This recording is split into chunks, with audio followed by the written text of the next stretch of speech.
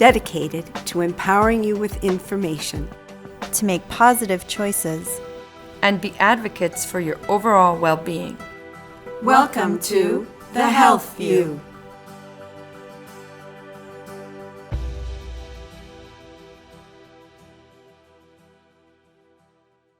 Welcome to The Health View. I'm Yvonne Dunetz. Our topic today is about unsafe decision-making and risky behaviors online. The issues of hate and online behavior have become some of the most challenging to address among adolescents in classrooms and in homes today. Terrorism prevention and countering violent extremist initiatives with knowledge of online safety and how to best protect yourselves and your loved ones is the focus of this informative program. My guests are Cote and Matthew Chigas. Cote is the co-founder and director of education of Operation 250, a nonprofit educational organization that teaches students, teachers, and parents about online safety and how to best protect themselves from threatening materials and individuals online. Operation 250 is an internationally recognized, award-winning education organization that takes an upstream approach to risks, violence, and unsafe behavior. The organization is currently working alongside Harvard University, Georgia State University, and UMass Lowell to measure its impact on unsafe decision-making and risky behaviors online related to hate and extremism in youth. In 2017, the organization was recognized by the United National Educational, Scientific, and Cultural Organization for its work in preventing violent extremism. Matthew Chigas is the education trainer at Operations 250 and is the Emergency Management Coordinator for the City of Nashua, New Hampshire. Welcome. This is such an important topic, and I really appreciate your being with us today. Where does one begin to address this topic? So there are many ways that we can go about addressing the topic. Something that we organizationally focus on is a community approach to dealing with the problem. Now, of course, when people hear counterterrorism, everybody tends to always thinking about intelligence or military. But something that's really we've seen in the last maybe 15 years or so is this move to try and become a little bit more community oriented in the way that we address the problem. And that's something that we as an organization feel is very important. The issue and something that we focus heavily on is with the extreme right or extreme left. These are issues that really have kind of cropped up and become more and more pertinent in today's society just in the last 20 years or so, and even more heavily in the last 10 years as more attention is starting to be put towards it. So we as an organization find it very important to work with youth and to work with schools and to work with parents, as you said in our intro, which I appreciate, is to give them the ability and the understanding and the skills necessary to keep themselves from protected from issues and threats that are posed to them online, whether that be a recruiter, or whether that be content. There are stories that and case studies that we work with all the time where we're seeing, students who may just start watching YouTube videos about gaming. That's, after months of watching games and going down different rabbit holes on YouTube and different streaming websites where they're starting to get exposed to extreme right content, and that starts to become a little bit more normalized. And those are some of the things that we're trying to address right at the head and trying to get into at the community level, because every community is a little bit different. So which is why we find it important to work with communities, make sure that our program fits the community that we're working with so that students, parents, and teachers are most well protected and most well aware of all the issues that are being posed to them online and offline. How young is this starting to be recognized? We as an organization we as an organization are working with we did work with second graders just a couple of like maybe a month and a half ago. Not to say that we're seeing any sort of extremism in second graders, make that clear, but the internet is being used at a younger and younger age. When you said gaming, that's why I followed up with that. Because when you're Exactly. talking gaming as an entry, in a sense, gaming is an Right, entry so to that- extremist activities. Yeah, so we're starting to see that gaming can play a role in it. And it's not so much the games themselves. I want to make that clear as well. But it is the content and the culture that can come along with the games. And this is again just one example of many. But anything from just watching YouTube videos about gaming, which then the people that are on the videos, the way that they talk, the way that the stories and the narrative that they're putting around what it is, that something seems very simple and mundane, and something as a pastime and something that kids enjoy. It's you being almost weaponized in a way against kids to get them to actually change some of the ideology and some of their thinking about others and people around them. So what do people need to know and watch for? Sure. So as Tyler said, the perspective of our organization in emergency management is also to start looking at more of a whole community approach. So where Tyler had mentioned youth, something for them to look for when they're online is at any point where you're interacting with someone online who you don't know in person, there's a strong potential for risk there. So that's kind of the first step, is being cognizant and trying to be more aware of how our behavior changes when we're online versus in person, and really who we're interacting with. If they're not people that we know and interact with in person, there's different types of potential for risk there. As far as community members, and again, we want to look at the whole community, so the onus isn't really just on teachers and parents, it's on community leaders, faith leaders, coaches, anyone who interacts with youth in any capacity, really. The main thing to look for is a change in behavior. So any kind of change from the norm of how the youth you interact with regularly behave manifests differently in everyone. So it could be someone becoming more withdrawn, not into the same types of activities, not as outgoing as they once were, perhaps more of a propensity towards violence. Their internet search history may be different depending on the type of online grooming or risk exposure that they've had. And like Tyler said, this could be anything from sexual perdition to far-right terrorism, far-left terrorism, religious fundamentalism. There are a lot of different brands of extremism out there, and also different types of risks that youth can be exposed to online. So what should people avoid?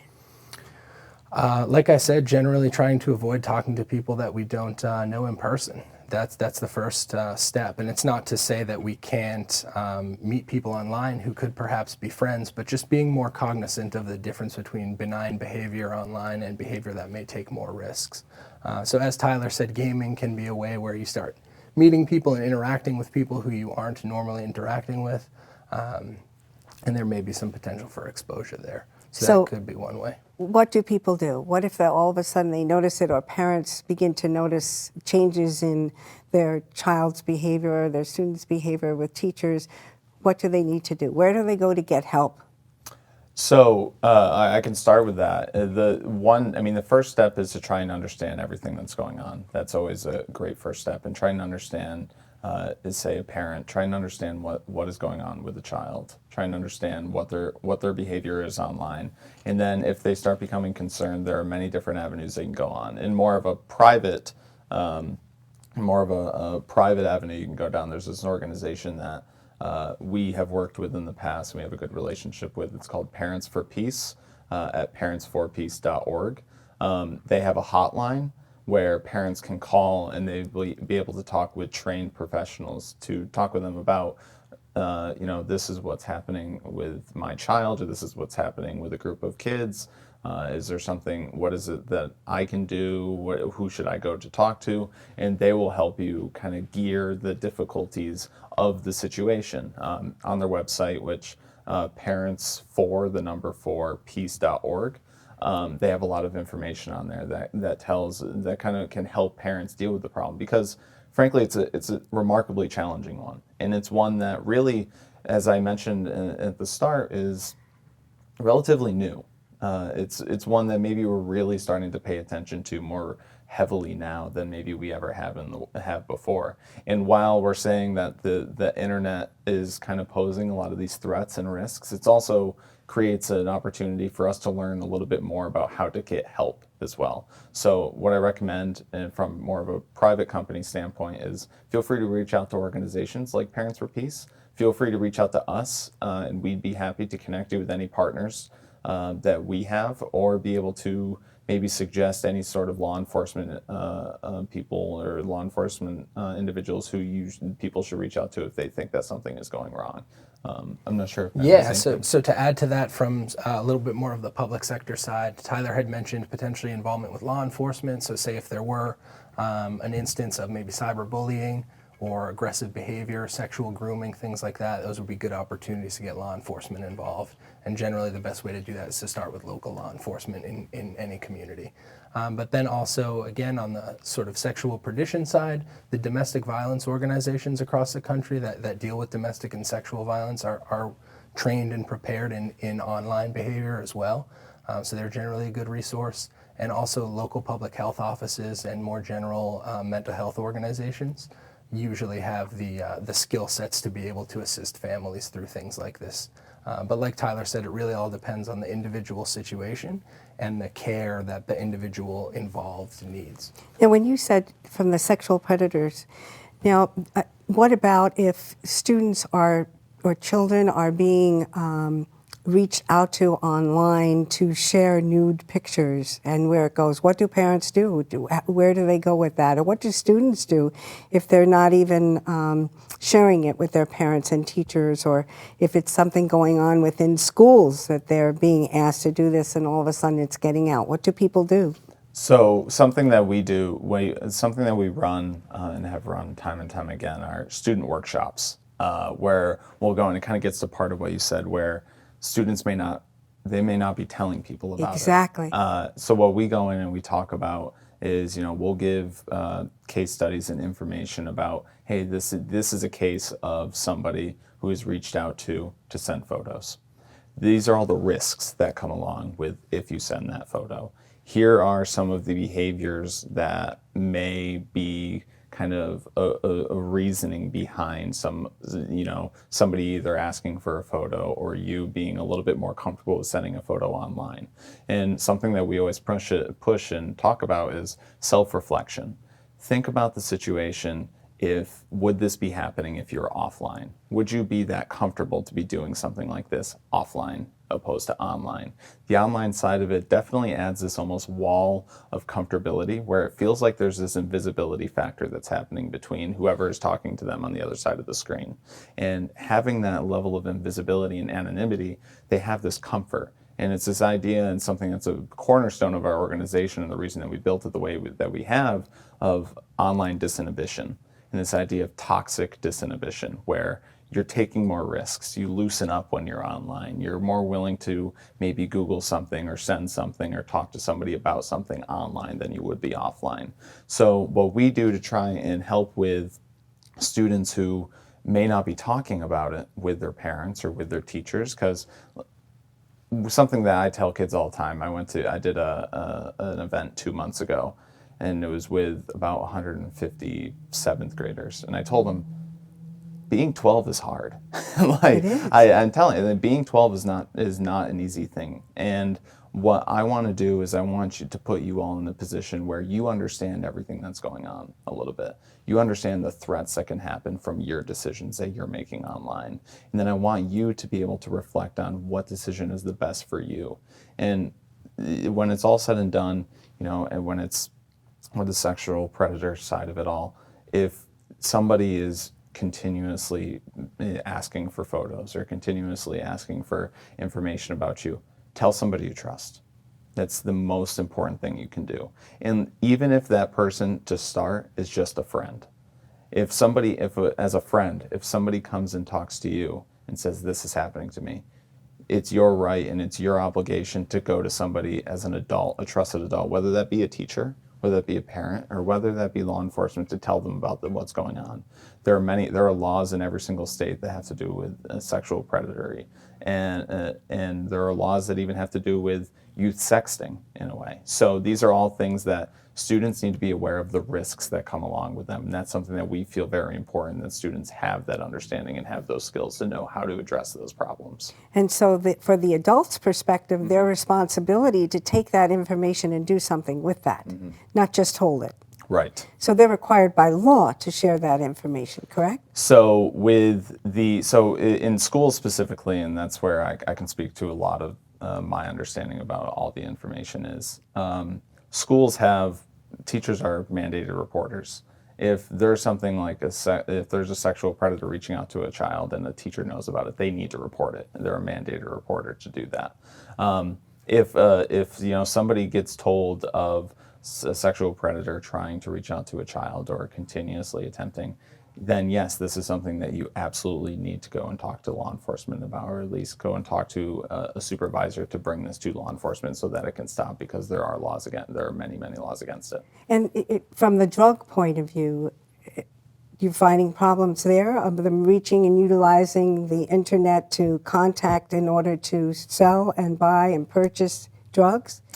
So I can quickly, Matt, that's a little outside of just our perspective and what we address. Okay. However, something that we do focus on more broadly is the online threat. And that could potentially very much be a threat that we talk about with students. Of if somebody is reaching out to you, let's just even broaden it a little bit, okay? So if somebody reaches out to you and is trying to get you to buy something that is illegal, just on the surface, no matter what, that's a risk. Yes. There are inherent risks that come along Be it with online that. or person from offline. other students, Exactly. right? Exactly. So working with the students to try and come up with, and something that we run all the time with students and something that we love and is a big part of our organization, a big part of the workshops we run, is problem solving activities, where we give the students an opportunity to identify a problem in their community. Identify a problem that they feel they're being affected by, that their friends are being affected by, that their families are being affected by, and come up with a solution that they can be a part of.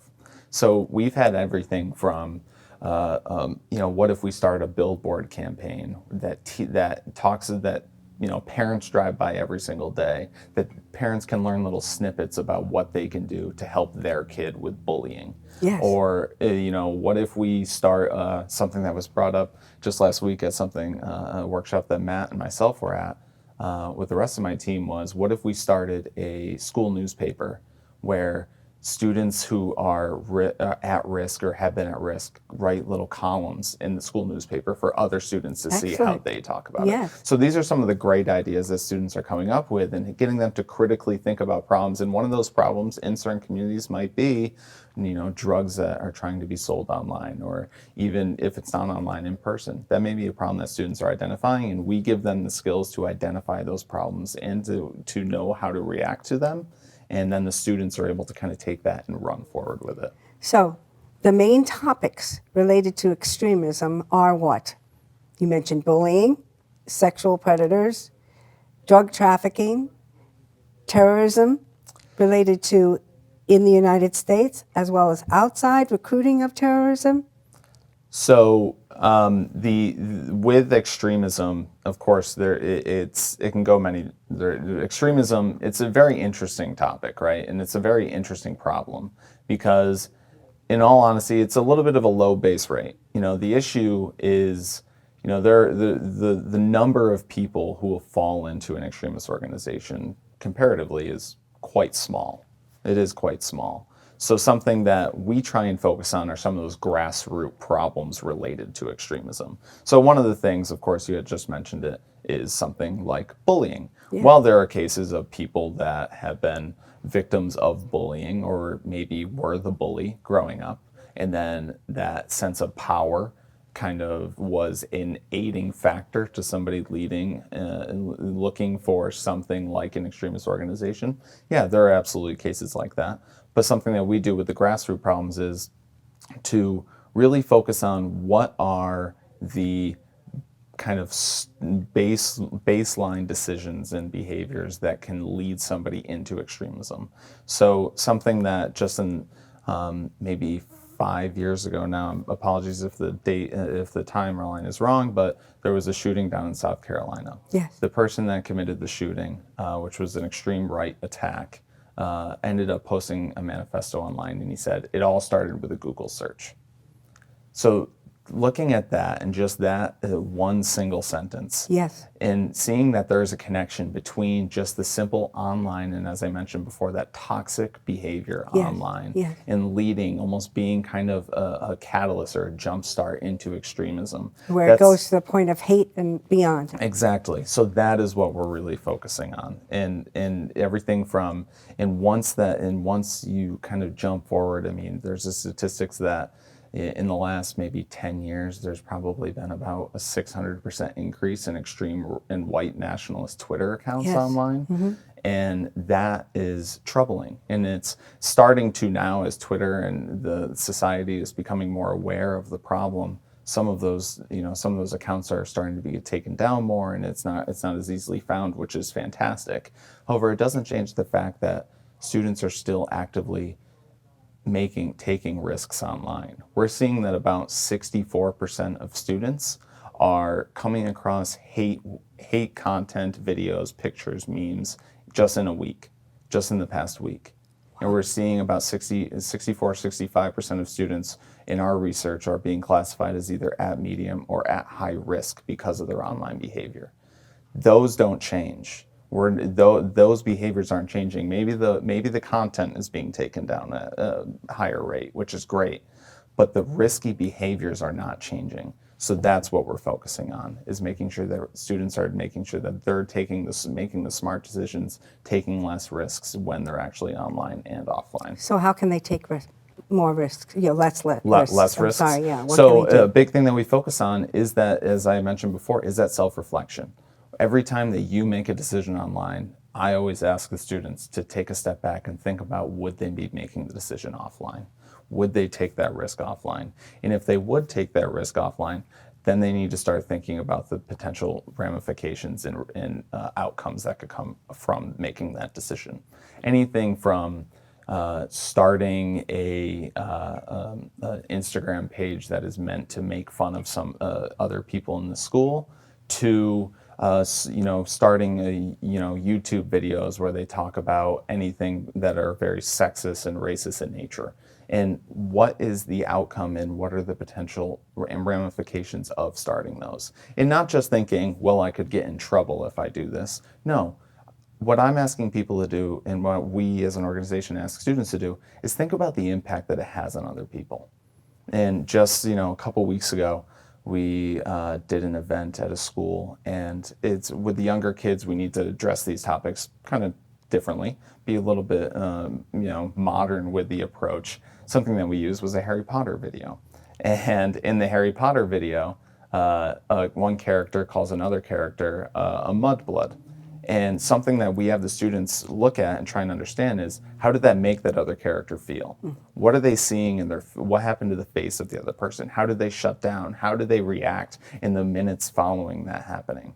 So, and then applying a situation like that to more something that they can kind of relate to in their lives, they're starting to see that understanding of the impact that something like that can really have on a person if they make a risky decision or an unsafe decision, or frankly, a hateful decision, whether that be online or offline.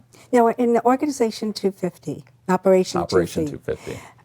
Are you going into schools? How can schools get involved with that organization, as well as the emergency management component of getting in and helping this dialogue to occur and the information to get out there? What can people do? Right. So first thing I urge everybody to do, please reach out to us. Go to where? Operation250.org. We have a contact us button right on that website. Write us an email. And then that email gets sent right to me. I'll be more than happy to have conversations with you. Right now, we're working in a number of schools down in Massachusetts. We're looking to make our way into New Hampshire just this spring, which will be very excited.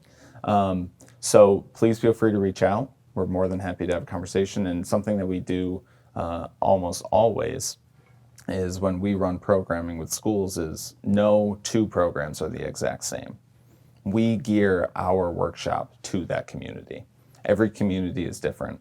Every community is facing their own problems. Every school is facing their own problems. There are certainly going to be parallels between schools, but we work with the school to make sure that what we're bringing into their classrooms and to work with their students, or even their teachers, if we do like a train the trainer program, is geared specifically for that community and for those schools. Is there a charge for the services? So right now we try and keep costs as low as possible. Something that we're working on right now with, as you had mentioned, the Harvard, Georgia State, and UMass Lowell project. If schools are willing to partake in that project, then that comes free as charge. And what we're able to do if they're interested in partaking in that project is we take survey data from the state students, and then we're actually able to give kind of a snapshot to the school about the behaviors, whether they be risky or safe, that students may be taking online in more of a broad scope. But if there's anything outside of the project that people are interested in, we try and be as flexible and as understanding as possible. We know how tight budgets can be with schools and with public schools specifically. And we try and be as understanding with that as possible. And we work with schools to try and make whatever the cost may be as understanding and as low as possible so that the school can make it happen. So if we were to summarize the most important information that you'd want people to know in the next 2 minutes, what would it be? Sure. Well, so from the emergency management perspective, here in Nashua or across the country, it's really all about the partnerships, right? So folks like Tyler, organizations like Operation 250 are the experts in this field.